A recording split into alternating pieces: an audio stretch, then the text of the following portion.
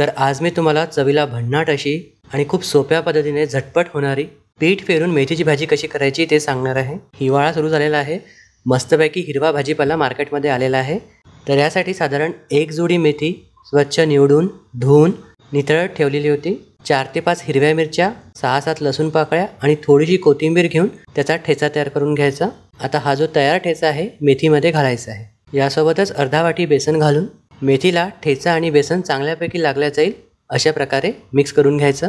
यानंतर कढईमध्ये 2 ते 3 मोठे चमचे तेल गरम करून घ्यायचं। या भाजीसाठी तेल थोडं जास्त लागतं। इथे मी स्टीलची कढई वापरत आहे, पण जर तुम्ही नॉनस्टिक कढईमध्ये केलं तर तुमचं काम खूप सोपं होतं। तेल गरम झाल्यावर अर्धा चमचा मोहरी, पाव चमचा हिंग आणि अर्धा चमचा हळद घालून खमंग फोडणी करायची आणि लगेचच पीठ लावून घेतलेली मेथी यामध्ये घालायची आहे। आता लो फ्लेमवर थोड्या वेळ परतून घ्यायची। एकदा मेथीची साईज कमी झाली की मग आता चवीनुसार मीठ घालायचं आहे। ही भाजी कंटिन्युअसली परतत राहायची, कारण बेसन घातलेलं आहे आणि बेसन जे आहे लवकरच बुडाला चिटकतं।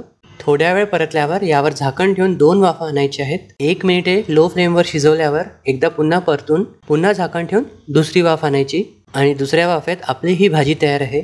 गरमागरम भाकरीबरोबर तर एक नंबर लागते, वरण भाताबरोबर सुद्धा खाऊ शकता आणि खास करून टिफिनमध्ये नेल्यावर चवीला खूप मस्त लागते।